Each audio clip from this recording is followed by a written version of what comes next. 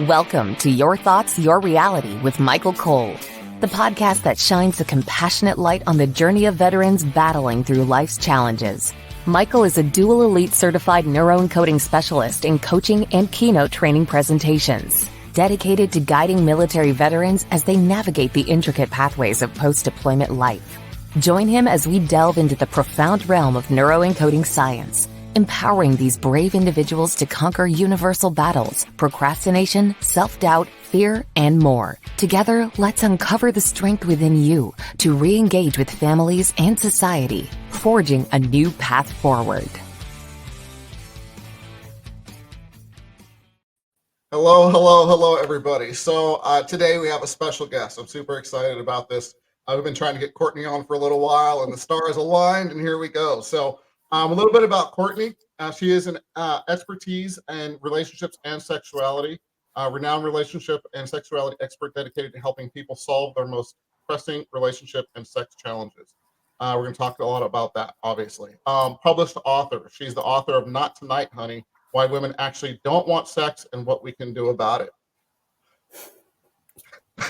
Okay, let's just move on. You were laughing when you were saying that intro. It's funny. Of course, we're gonna get into that as well, obviously. Okay. A groundbreaking book that explores the complexities of sexual desire and relationships. Featured in major media, Courtney's insights have been featured in Cosmopolitan, the Huffington Post, and Parent. So, we're gonna dive into all this stuff. I'm super excited, and so. Courtney, tell us just a little bit more about yourself that we haven't already talked about. Yes. So let's see. I am a military spouse. My husband is active duty Army and has been in the military as a physician for 14 years. We've been married for almost 20. We have 3 kids. We're currently stationed in Germany. And I like to read and travel and drink wine. Sounds fantastic. Yeah. And thank you for yours and your husband's service. Truly mean that. You're welcome. Thank you. Absolutely. So how did you start getting into this work, write the book? What kind of said, this is needed? Right. What started that? So I grew up in the evangelical Christian church and was not ever really discuss sex at all. Right. And I saw the impact that had when I hit high school, college age. A lot of the relationships were just not the healthiest. And a lot of people were rushing to get married because that's where you could have sex. And so what I saw was this lack of conversation and this lack of dialogue around sexual desire, normal sexual development, marriage, relationships, and everything. And so I wanted to be a part of that conversation. And I wanted to be a part of that solution, really, because I saw it as a major problem. A lot of relationships ended in divorce years after they got married at 20, 21. And then I worked as a sexuality educator for a little while before I switched over and became a mental health and sex therapist and just would talk to women a lot, especially. I worked with couples, but definitely a lot with women who felt really sexually broken. And so the 2 questions that I would get asked the most anytime I would go speak or anytime that I would have clients was, what's wrong with me? And am I broken? And those 2 questions are really what led me to write the book.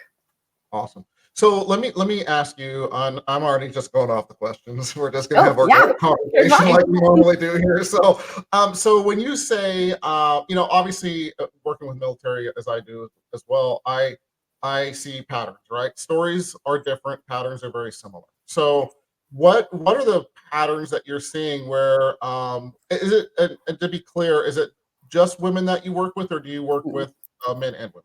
I work with all genders and all relationship styles. Got it. Thank you for clarification. So what are the patterns that you see with the different genders, if you will? In terms of what? Feeling broken. What's wrong with me? I mean, usually it's a pattern that we see. Like when we get out of the military, when veterans get out of the military, and there's that honeymoon period, right? Where they come home and everything's wonderful, woo-hoo, life's good, I'm free, all those things, right? Yeah. And then reality starts setting in, and as Les Brown, a mentor of mine, says, life be lifing, right? So life starts kicking in, and that's reality starts setting back in. So what do you see as far as those kinds of patterns? So what I see typically with, it depends on like their age and their season of life, but I'd say the majority of clients that I deal with, a lot of times what's happened is they've done all the right things. So like, okay, I had very few, maybe no sexual partners before I got married. A lot of them come from religious backgrounds. And so that plays a big role in their life. And so then they get married, they have the kids, they have been their partners working hard at their job, or they're also working hard at their job. And they're like, why am I so miserable? Why do I feel so disconnected from my body, from my partner, from my kids? I am not interested in sex. I'm constantly fighting with my spouse about sex. And it's usually one partner wanting sex more than the other.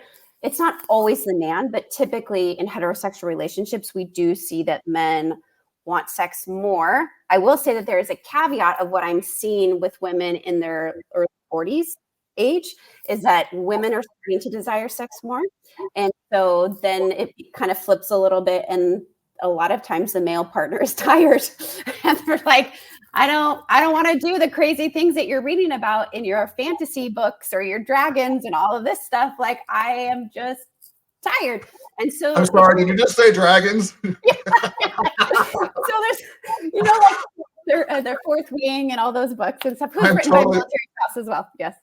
I'm messing around. There's the inside joke. Long story with some family members about dragons and stuff. Okay. So I just had to say something. No, that's fine. I love inside jokes. And it's true though, because you have Game of Thrones and all these shows and books and all this stuff, and dragons are around.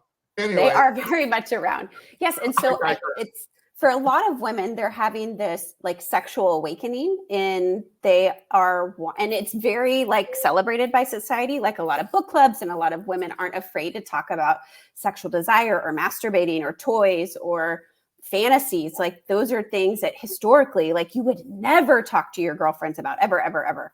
Right. And so now we have this surge of women whose bodies aren't, with their babies constantly anymore because they're a little bit older, their kids are a little bit older, more independent. And so a lot more women are like, okay, yeah, like I'm about this. And their partner's like, I'm working like 70 hours a week and I feel overwhelmed with like baseball practice and coaching soccer and all this. And like, right. So there just is the pattern that I see is a lot of disconnect. And I'm right there. I understand that. So what are some tips and tricks to start changing that? Because really, it's about a lot of it's about connection. For my experience again, for women, it's more about that safety, that connection, and so on. So what are some things as let's switch it to hey guys, what can we do? Yeah, absolutely. There are so many things that you can do. Okay, but with that, it's gonna be just okay. There's hope, but then there's also a major discomfort because a lot of people were not raised to communicate effectively, especially around sexuality issues, absolutely, and relationship issues. So if we can just embrace that discomfort and be like, this is going to be awkward, this is going to be hard, and then just choose to move through it anyways. Like that has got to be step number one. I think so. Then deciding what do I want? Courtney, if we can just really quick, I'm sorry to interrupt. Hey guys and gals or whatever the case may be, if we can, let's not think about it being uncomfortable maybe, but you need to get a little uncomfortable to be comfortable, right? And let's focus on the prize at the end, if you will. Not to put too much on that, but if we really start thinking about, hey, we're going to get a little uncomfortable, how much am I going to be rewarded, if you will, with having all the things that I missed back? Because guys are missing it too. They're busy, they're tired, they're exhausted, and so are women. And I'm not putting it in a box that way. But let's really not focus on the uncomfortable for a minute. Let's think about and get that leverage for ourselves of the victory and what we're going to get, really, and celebrate it, man. I mean, pat yourself on the back, shake your butt, do whatever you got to do to get those endorphins going. So you're more focused on moving forward than sitting there in the discomfort of, oh man, this is going to be weird, because it can be fun, right? Those conversations, you giggle, you have fun with it. it doesn't have to be Absolutely. uncomfortable. So I just wanted to bring that up. Yes. So No, please continue. absolutely. I appreciate it. Both can be true. Absolutely. You Yeah. can be discomfort and fun and awkward and all of the things. And discomfort doesn't mean bad. It means you're growing. Like that's really what Yeah. it is. So Amen. Yes. so I think that deciding like what it is that you want. So Mhm. is there like where you're at and then like where you want to go? A lot of Yeah. times, especially women, don't know what it is that they want. So Got it. even using like well, I want to feel like this main character does in this book. I want to feel like this. It's like, okay, well, let's break that down. I think that there's some things there like I want to be desired. I want to be seen. I want freedom. I want to not feel shame around my body. So it requires a little bit of digging work. So like, I guess my next step would say like, get the shovel because you're really going to have to do some digging work into what it is that you want because it's unfair of us to expect from our partners what we are unable to articulate ourselves. I love that. Yeah. That's super important. So just having that digging. So let's talk about that, right? Mm-hmm. So what are some steps or what are some thought process around how you do that for yourself? Not just I mean just to give them the first two steps into it, if you will, just to kind of break it. And when they're going, well, I don't know how to dig into it. What does that mean? Yeah. So one of the things that I like to have clients do is to really reconnect with like their inner kiddo. And you're like, well, that's kind of weird because we're talking about sex stuff here. That's odd. But I know. yeah. But what I found is that people that struggle to receive pleasure in the bedroom also struggle to receive pleasure in their other parts of their life. And so if we can reverse engineer and start to receive pleasure in other areas of our life, it is easier for us to receive pleasure in the bedroom, is to be connected to the things that matter to us, that light us up, that bring us joy. And so what I have them do is to really connect with that kiddo, that little kiddo part of them that's like, what did I really love doing? Like, did I love collecting rocks? Did I love like when I was a kid, I loved Nancy Drew. Like I loved like trying to like figure things out and investigating and solving things. And right, I'm a professional problem solver for relationships and sex. And like, you know, when you follow that thread through your life, you start to see where those early desires and that pleasure showed up and continue as well to show up in your life. So that would be something to connect with the inner part of you, because a lot of us, especially girls, were taught to self-abandon because it was easier and we were more accepted when we were the nice girl, when we went with the flow, when we didn't have to say no and advocate for our needs. And so one of the things that I help clients do is to really connect with that part of themselves that they did abandon and help them to, like, it's safe now. It's safe to be with that part of you and to figure out what it is that you really want. Yeah. So for women, don't be a problem. Don't don't be exhausting. Don't be, don't be hurt, if you will, which is all the opposite things, in my opinion, that should be instilled, if you will. Excellent information. So for guys, how do we reconnect? So same way. You can go back to your like, what did I love playing football? Did I love drawing? Did I, when I grew up, even though the arts were still, men were in it, I would say that it was really pushed for boys to follow athletics. And so like you were really masculine and really a man if you were in sports and did those kind of things. Men who are more into the arts were a little bit softer and like, are you like, you're not really masculine type of thing. And so a lot of boys I saw would abandon that. They were like, well, it's not really like cool to draw, or like people said I'm like gay because I like ballet or something. And so again, connecting back with that part of them that didn't feel safe and really giving them permission to be like, I want to go to a dance class.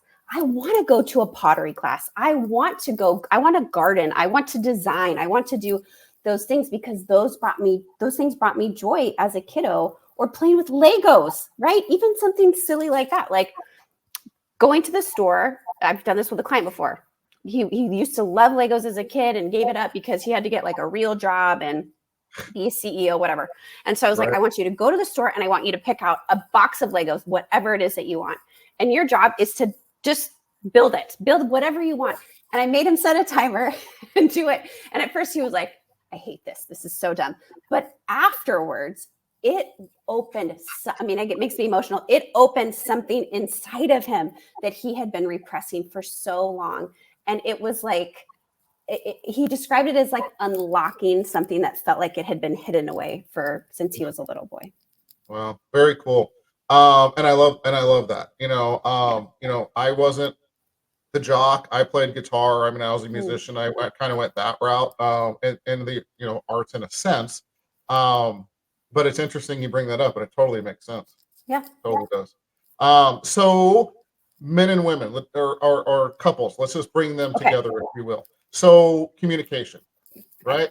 Biggest thing. Slow down. Be present for each other. Communicate. Talk about that, please. Yes. How do we reconnect truly?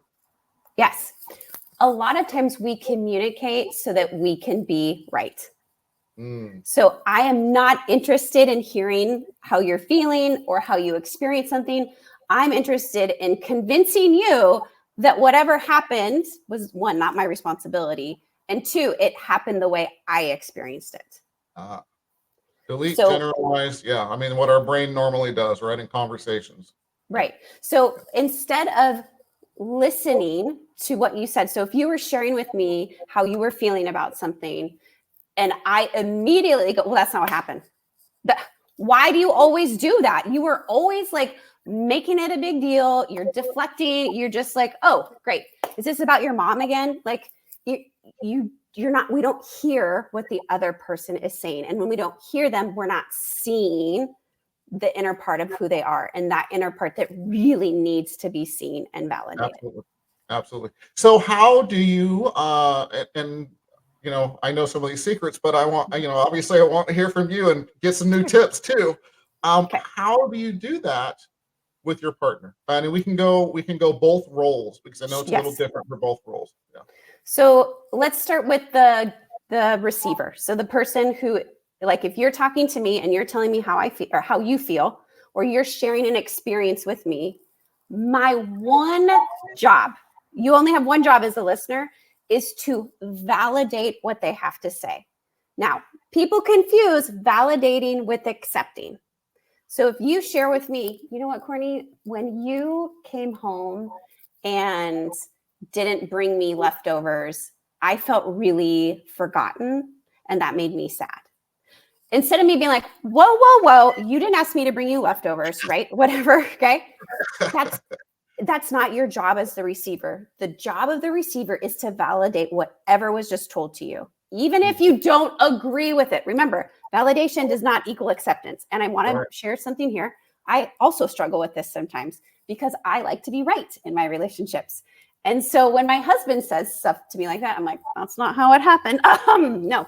But I have to remember that's not the point of him sharing. The point of him sharing, he's trying to connect with me. He's trying to be seen by me. So when you share with me how you were feeling or your experience, my job is to say, I understand why you would feel that way. That's it. That is literally all I have to say. It is not, but, and it is, because what happens is when you have somebody say that to you, you almost like physically are like, okay, it's not a battle. I don't have to prove anything to her. I don't have to justify. I'm just unloading.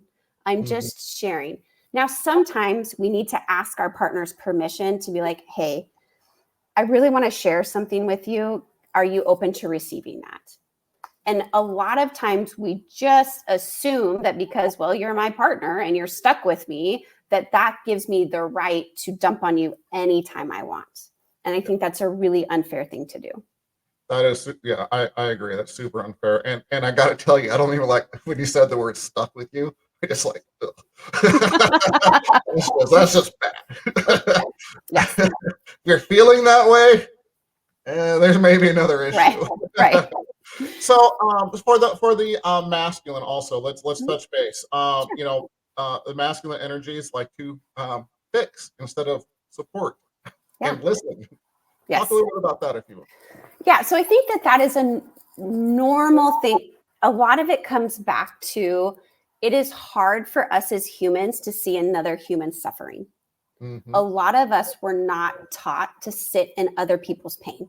Yeah. We were taught to look away because it's uncomfortable. Mm-hmm. And so what we do when we solve or diminish or just whatever, it is trying to subjugate to the pain. So we're trying to be like, oh, yes, you're not hurting anymore. Good job, me. I stopped that pain. And so when we start to become aware of why we're doing it, it's not because we're bad people. It's not because I'm like, I don't want to hear about your problems, Janice, like again. Okay. It's more about, I feel uncomfortable because I don't know how to help you. Right. And what we don't realize is that just sitting in discomfort, in ambiguity, and it's being like, I don't know, that feels really uncomfortable for our brain, especially with people that we love. Yeah, absolutely. Absolutely. And so that's really the first step, I would say, is just that self-awareness. Yeah, absolutely. What would be the second step, if you don't mind? Well, the second step would be suck it up. No, it would be like repress the urge to solve. Yeah, And really maybe focus on validating. Yeah, absolutely.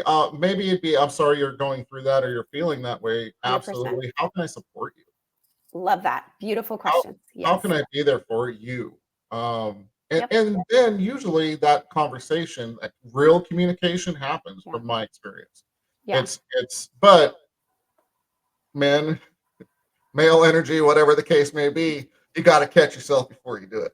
And it takes a lot of practice to be really intentional about it. And it's like, give yourself some grace of like, oh man, shoot, I did it again. I solved her problem or solved his problem. And it's okay to go back. And I find it's a good way to practice with our kids. Mhm. Because a lot of times what I see, even myself, is I will try to solve my kids' problems instead of just sitting with them in it. Because to me, it seems so simple and like, well, of course you would do it this way, but I am disempowering them when I do that because there's that authority figure, whereas we don't necessarily have that with the people that we love and our friends. And so it's a little bit different. So I think that if you can start out by doing it with people that there is that power imbalance, is to really be like, okay, I need to be aware of this more so. And then it can start to shift into more where the power balance is equal. Yeah, that's fantastic. I love that. With children also, I've had many guests on here, and I learned, in fact, I had a guest on that had got reprimanded by somebody in a store, and because he wanted them to learn a lesson, because and said literally, hey, you learn from mistakes, right? Yeah. Well, what if also we let the kids learn on their own instead of just telling them? Yeah. And this is a mistake I made as a parent. I mean, I'm way past parenting now, but we won't talk about that. But it's if your children are actually learning instead of you just telling them, and like you said, being present and having that conversation, just slow down and be present and let them figure it out. Yeah. With maybe a little guidance, with good quality questions, and Yeah. it really will go a long way. Also, I want to go back really quick. You brought up a really good point about the fixing it. When you start to catch yourself fixing it, here's a little neuroencoding tip. As soon as you catch yourself thinking about, hey, I'm going to fix it, pat yourself on the back, celebrate, smile. Or I have other ways we can talk about later. But it creates, actually, with the hormones being released and things, your brain is saying, hey, what just happened, and so on. And it'll help you create new neural pathways to literally start catching yourself before you start trying to fix it. So again, anybody that's looking out, DM me or whatever the case may be, or watching, I should say, or listening on the podcast forums later, reach out. I'd love to share that later on. We just don't have time right now because I want to make sure we talk more quickly. Sure. So again, reach out. So let's talk more about what we kind of started with, if we will, because we got about 5 minutes left, and I think it's important. So sure. When the man's older, he's tired, or sorry, whatever the couple situation is, I shouldn't say that. Whatever that is, and the woman is getting, her sexuality is being reborn, if you will, like you talked about, and that is being freeing and all those things. how can that communication, I know we talked about it being uncomfortable, or hell, celebrate because life's going to change. Um, what are some thoughts on rekindling that? Yeah. Besides, we have communication, obviously, talk about what, whatever tips you have in this whole realm, if you will. Yeah. So one of the things that my husband and I do every year is we do a relationship checkup. And so I encourage this for couples who typically don't do this to do it more often. Think of it like your car. Like if you have a car that needs a lot of maintenance, like you need to take it in more often. So you need to have those conversations more often. But one of the things that we talk about is there something sexually that you have liked that I have done this past year that we've done together that you've really enjoyed and would like to see more of? That's one question. The other question is there something that is not like we're not doing and you are interested in exploring? Got it. And that opens the door to a whole lot of things. So those are questions. Again, you don't have to wait till your anniversary dinner to do that. But what I like to do is use external sources as a way to introduce really uncomfortable topics. So what does that look like? Yeah. So it could be like, hey, I was listening to your Thoughts, Your Reality podcast, and this woman was talking about introducing BDSM into the bedroom, let's say, for example. Or I was reading an article about open marriages, or I was reading an article about sexting, whatever. And so this is what they talked about in the article. This is what I heard on the podcast. What do you think about that? And so you're not sharing your personal, you're not saying, hey, you suck at this, or we never do this. I'd really want to do this. What you're doing is you're providing information from an external source that feels non-threatening and opening the forum so that you can have an honest discussion about a topic that doesn't feel connected to your own sex life per se. That's great advice. I love that. So, okay, so let's continue that conversation, if you will. So, the other partner is like, "Oh, that's interesting. I never heard of that," or, or why are you bringing this up? Even more so, because sometimes when someone's not comfortable, from my perception of this, if you will, is someone's not comfortable about this because they've never done this, and for instance. So where's that conversation go from? Why are you bringing this up, or what is that, or whatever the case may be? I think what is that? It's just explaining it, but more. Why are you bringing this up? Yeah, I think that there's a couple of different ways you can do it depending on your current state and the way your partner likes to communicate. Sometimes I like to just be honest and be like, this is probably going to be awkward, but like it's actually something that I'm kind of interested in. Or after reading about it, I was like, oh gosh, I'd like to learn more about this. I wonder if Dan wants to learn about it with me, or like that's something that we could explore together. And so when we share the purpose of why we're interested in something, because I want it to make our sex life better, I want to make our connection stronger, I'm trying to spice things up.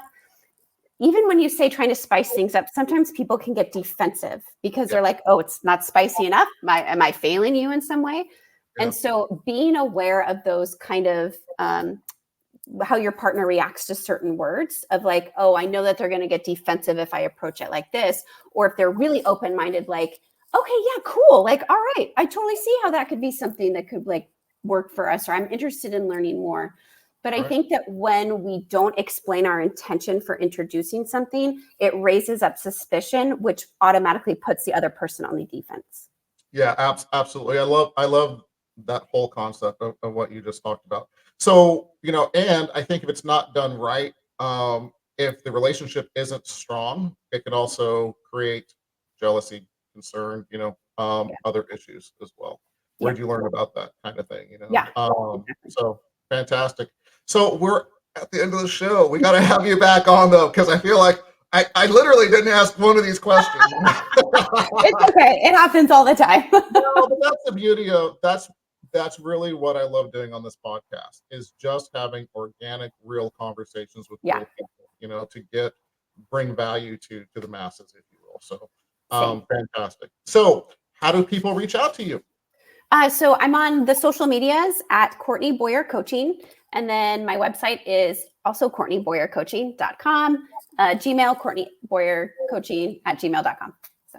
Fantastic. So, and we talked about this before. So, well, first, before I forgot all about this, top right hand corner of the screen, everybody, there's a blue QR code. There you go. Thank you. I appreciate the assist there. If scan that, if you're listening on the podcast forums later on, empowerperformancestrategies.com. Again, empowerperformancestrategies.com. There are free books that I've written for veterans and their families, separate books, as well as we have Facebook groups for both groups as well. So be part of the community, join us, and again, be part of that. So now the important part. Yes. 3 tips to get veterans and their families further faster. 1, be willing to advocate for yourself. So both for your partner and also for your own individual self.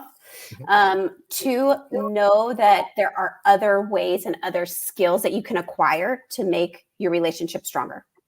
So, and then the third one is have fun. Like sometimes I forget that this life, especially sex too, like it's fun, right? Like let's really embrace, and it's not to diminish like the serious work that our veterans have done or that our service members have done. Obviously I know it firsthand. But gosh, there's so much joy to discover in this life. And I really hope that people give themselves permission to experience it. That's fantastic. Enjoy the journey, people. Don't. Yeah. It's not just about the destination. Yeah. So, amen. Absolutely love that. Courtney, it's been an absolute pleasure. Again, we would love to have you back on the show again. I think we've really scratched the surface. So, so with that said, time, the most important resource we have as human beings. We do not ever get it back. Thank you for spending this time with us. It's very, very, very valuable and great information. So, thank you. All right, everybody. On that note, we're out of here. Bye. Thank you for joining us on another insightful journey of Your Thoughts, Your Reality podcast with your host, Michael Cole. We hope the conversation sparked some thoughts that resonate with you. To dive deeper into empowering your thoughts and enhancing your reality, visit empowerperformancestrategies.com. Remember, your thoughts shape your reality, so make them count. Until next time, stay inspired and keep creating the reality you desire. Catch you on the next episode.